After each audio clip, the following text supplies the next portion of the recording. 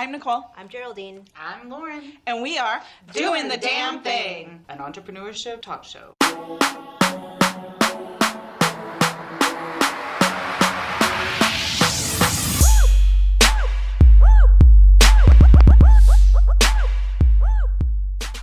Today's topic is going to be about adversity. Adversity as an entrepreneur, because we all face it in our everyday entrepreneurial life. So we have today Tyson Lawrence. He is the founder of Taktik Logistics Group. It's based in Pleasanton, and it's a third-party logistics company. Thank you so much, Tyson, for being here. Tell us a little bit about Taktik. So Taktik Logistics Group is a transportation and logistics company. We help with companies to move their products that they manufacture to their end user, from where they're made to where they ultimately are sold or bought.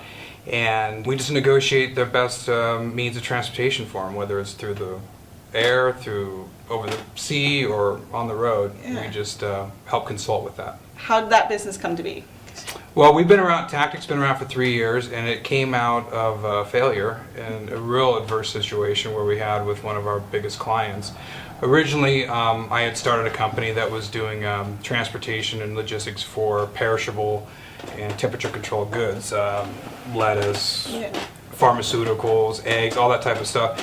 And one of our largest clients, they were a large retail chain and carried a lot of cachet with them, and we liked doing business with them, but they were kind of controlling. We were so dependent on them, they were controlling our business, and no matter how many people I hired or things I did, it just kind of seemed to all gravitate towards this client, and it was kind of choking us off. And so we had to make the hard decision and look at the business and be like, hey, what's going on here? And to find out it was our largest client really that was causing it all was a little bit shocking, because what do you do? Yeah.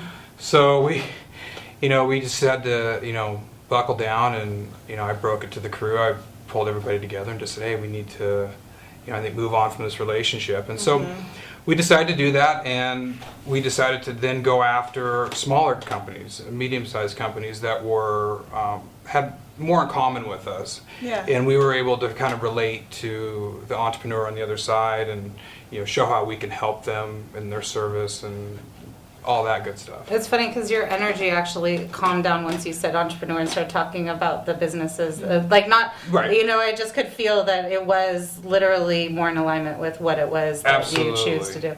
That's what you said, that you took a look at your business and made that decision. What things were you looking at? Because I think that's something that's really interesting. Yeah, so with this particular client, we were looking at, when they were paying us, the cash flow situation. That was one thing that kind of factored into the decision that got us kind of thinking that way. Because they can only pay quarterly or every 30 days. They started paying really quick, in like 5 to 10 days. Then it went to 30, and then it became, if you were lucky at 30, and then it was, You were lucky. right, yeah. And So, your only clients. So. yeah, so then it ran downhill, and then I just started noticing that, a lot of people I brought on, the energy was getting sucked that way, no matter what the issue that needed to be solved, it just seemed like it kind of started touching everybody, So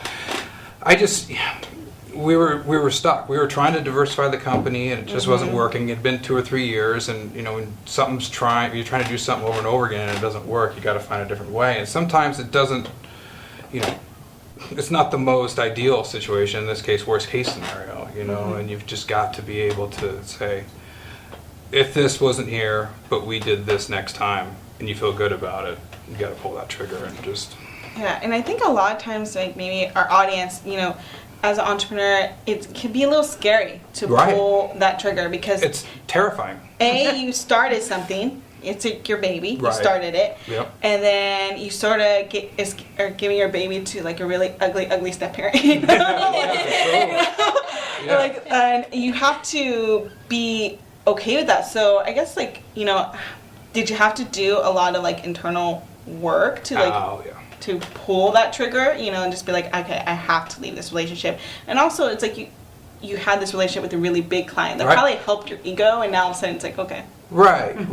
Yeah, it was that part of was really tough. I mean, the ego in general, because you're looked at as a successful business owner, you work with so and so, and yada yada yada. But meanwhile, the ugly secrets. Like, man, I had to pull this yarn right here, and the whole thing's gonna go. And You know, I did a lot of self-analysis and self-awareness, which is the buzzword nowadays, and I couldn't tell you how imperative that was to helping me get through not only the mental part, but you know, the emotional part, but also, you know, just moving forward, actually physically going to work every day, getting up, you know, putting one foot in front of the other, because, you know, it was just, you're just starting over, you know, and I'd worked 10 years to get to this point, and you're thinking, like, am I gonna, you know, gonna take another 10 years to get there? So, you know, it's, you have to just have a plan.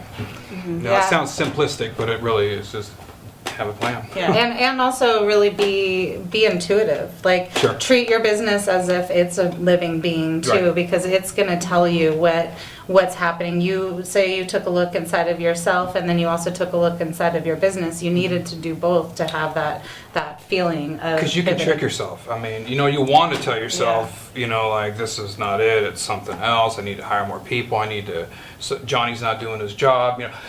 You and being a leader, you have a lot of opportunities to blame, you know, and it's just not giving into that and looking at yourself and saying, all right, I just, you know, I just got to say no to this, or I got to say yes to that, and it may not be what, you know, I ideally want to do, but it's the reality of how we're going to move forward. How long did it take you to transition into your new company? So we immediately were dealing with lawsuits from the fallout of the other company. So I was dealing with that. I was, and then the rest of the company started off kind of on my own, or on their own. I'm sorry. And so it was about, you know, 6 months before I kind of came over and joined them full time and was able to focus on it. And then, you know, to be honest with you, it took about a year for everybody to kind of catch their breath. Because I mean, I had taken over 3 other people that were like family, and my wife, you know, I'm trying to explain to my wife and everybody, like, how firing your largest customers. Your wife isn't an entrepreneur. Right. Well, I told her she should write a book about living with an or being. Oh, that would be such a good time. Living with the entrepreneur. Yeah, she was on the ups and downs and everything, and so. But yeah, so it took about a year to really kind of convince everybody that I wasn't crazy, you know, and we were getting a little bit of traction further along. But, you know, we were lucky that a lot of things broke our way, and I followed my instincts, and we've had a lot more success in dealing with the approach of dealing with other entrepreneurs. They get that, you know, they understand that, and they understand our role. So we've been able in the 3 years to get back to where we were at our peak before. So yeah, and again, it seems like it happened fast. Not while you were going not through while you're going through it, and we're not stopping, you know. It's just kind of like, you know, starting back to now. Okay, 3 years later, we were at where we were at before, and we've got more opportunity to grow. Well, you think about that in the terms like the metaphor of a hedge, or like right? You got to cut it back. It looks real ugly for a minute, but then it grows back and it thrives and it blooms beautiful flowers. It's so interesting how that works in business, because it just and it takes, and then we took it a step further, and we have you know, before we would never fire a client. We just find a way to make it work, even if we were getting lashed. Now we fired more clients in the first year and a half of that, when we needed them the most, just because we were trying to set that standard. We were trying to, you know, lay that culture that we want to find like-minded people that we're working with that know that we're. Because it's easier, it's in the flow. Right. Yeah, Geraldine and I have done that recently. Had a few people where we've not necessarily fired them. We knew from the beginning that we didn't want, that it wasn't a fit for us to work with them.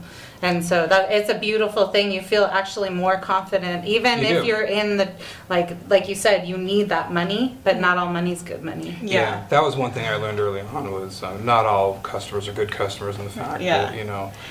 And I think, like, I love this conversation, but I don't know about you guys, but when you're starting as an entrepreneur, you know, there's the glamour side of it, right? And no one really tells you that you're gonna have to fire clients, or you might have to let go of money when you are like need to pay rent, you know, or like your mortgage, and then also that you might, you know, have to restart a business, have to go through like the courts and lawsuits. So I guess, like,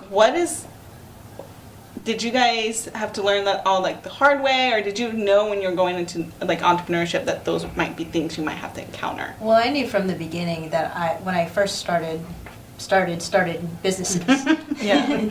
I knew from the beginning, like, that was my desire. I wanted to be an entrepreneur, so no matter what, it was going to work. So I kept that frame of mind no matter what struggle would come into play or what challenge would come, I would just figure it out. I just knew that was, since being an entrepreneur is a goal, then any challenges are things that I'm going to have to figure out. And if I didn't have the resources or the tools or the know-how to do it, then I could just reach out to other people or find something on Google and figure it out. Right. Yeah. What do you do? Well, I grew up in a house full of my parents ran a business out of our house. I heard about some ups and downs. There was no rose-colored glasses on for me. But another thing about me is that I'm just competitive, and I played a lot of sports when I was younger. So like that, the sports has taught me a lot of things that I translate into business. One thing in particular is that you practice. You're practicing. You're going to compete, even if you've won 100 games in a row. The 101st, you could still lose it, and if you lose it, you can still get back and go and win 102nd. Or you could lose 100 in a row, and then you could win 101. That translations to 102, 103, 104. So. I think it was a mindset that I can't, you asking that question actually, I'm like, did I think about it? I never even thought about it really. It just is kind of part of who I am, I think, is that I'll attack it. I'll figure it out. Growing up in kind of a football household, and playing football growing up, those were some of my highs, and it was when you get to a certain point where you can't play anymore, some of the sports you can just kind of go out in the backyard and play. So I had a hard time replacing that feeling, and I know that professionally those guys do, but for me, I couldn't relate anything else to it until I found entrepreneurship. Thanks for watching our episode about overcoming adversity with Tyson Lawrence. As usual, there are 3 things we would like you to do. Like this episode, subscribe to our channel, and leave us a comment about how you've overcome adversity in your entrepreneurial life. See you next Thursday. Bye.